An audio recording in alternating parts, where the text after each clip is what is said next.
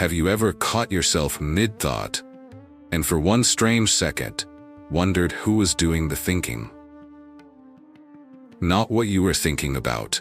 Who was behind it? Most people never ask that question. Not once in an entire lifetime of non-stop thinking. They chase one thought into the next, the way a dog chases its own tail, never once looking at the one who is running. Arunachala.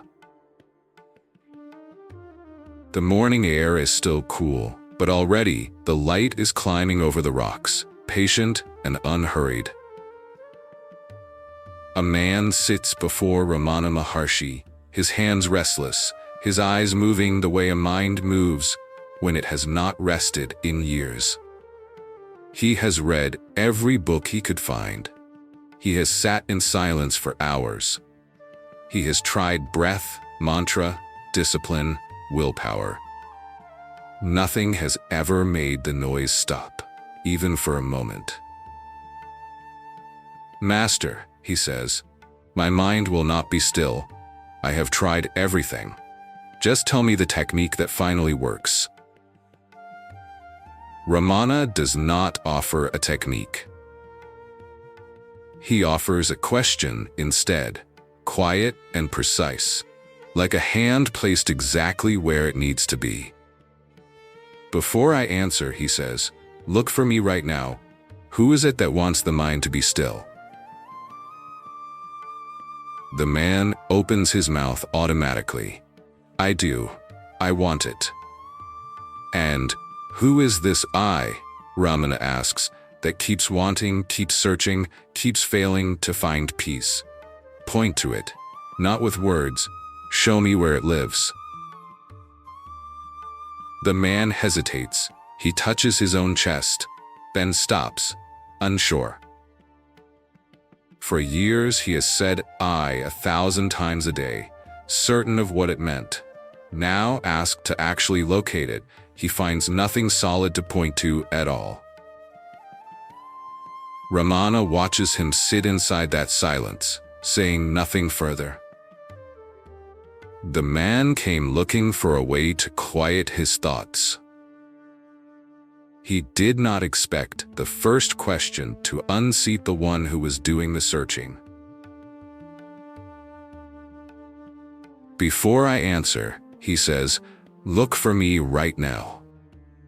Ramana lets the silence stretch a moment longer before he continues, his voice softer now, but no less precise.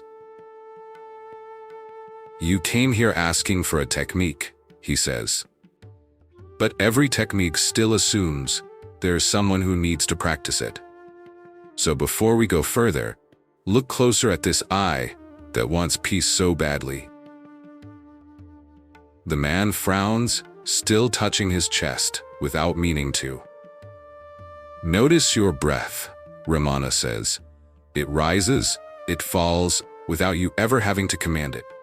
And with each breath, a thought rises as well, then falls away, just as quietly. Have you ever noticed how closely the two move together?"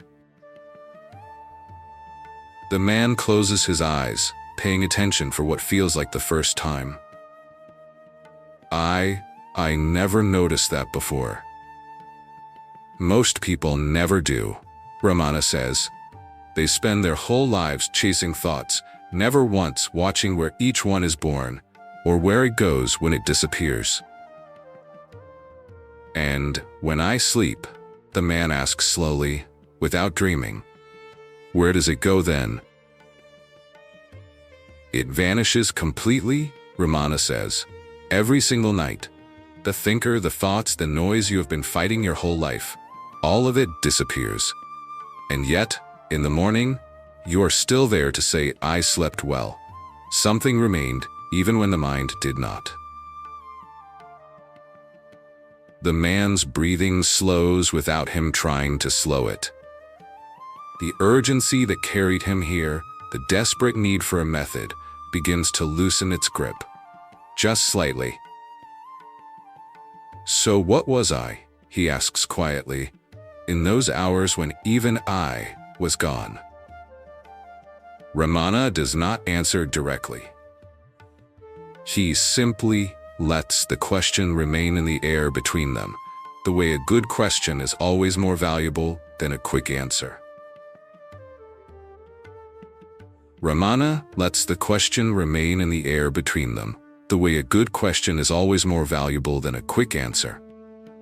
"Let me show you something else," Ramana says, his tone now unhurried, almost tender. Imagine a man who wants to find the source of a river. The man opens his eyes slightly, listening. He does not stand at the mouth of the river, admiring where the water ends, Ramana says. He walks against the current, past every bend, past every smaller stream that joins it, until he reaches the one quiet spring where it all begins. Your thoughts are the river, Ramana continues, each one flowing into the next, each one convincing you it is the most urgent, the most real. But you have spent your whole life standing at the mouth, staring at the water, never once walking upstream. The man is very still now. "And if I walked upstream," he asks quietly, "what would I find?" "Not a place," Ramana says.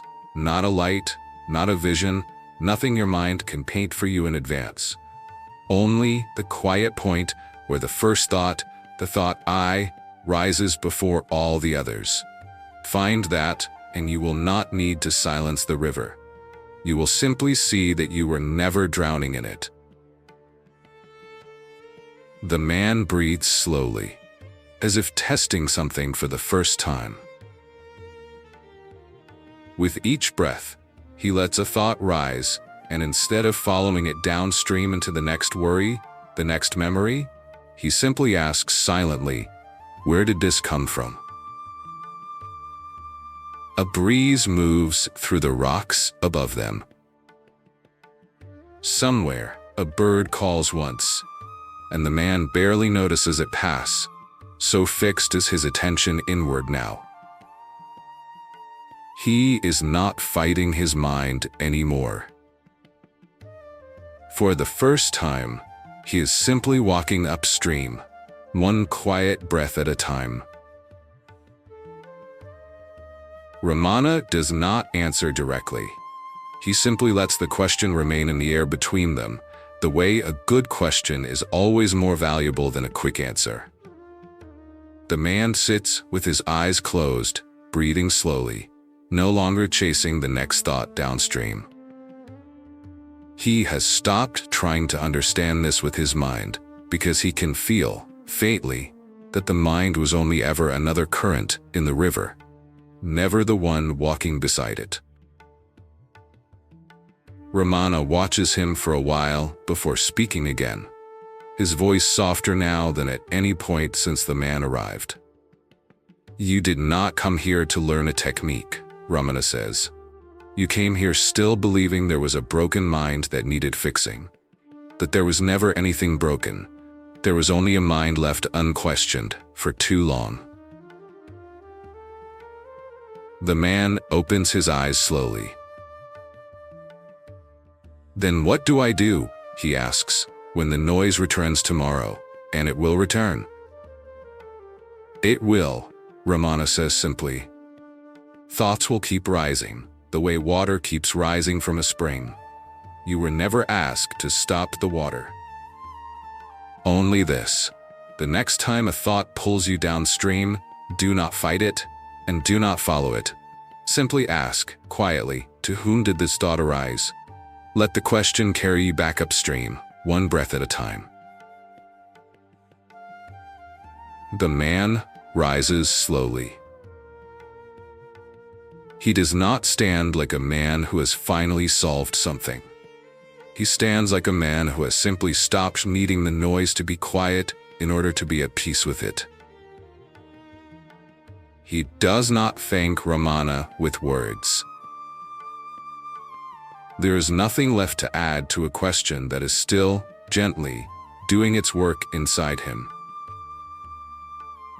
The wind moves through Arunachala exactly as it did when he arrived, indifferent and constant. Nothing outside him has changed. But he walks now the way a man walks upstream, not in a hurry, not fighting the current, simply following one quiet breath back to where it began. For those who wish to sit with this question longer than these few minutes allow, I have left something further in the first pinned comment. Not an answer, just a quieter place to keep asking it.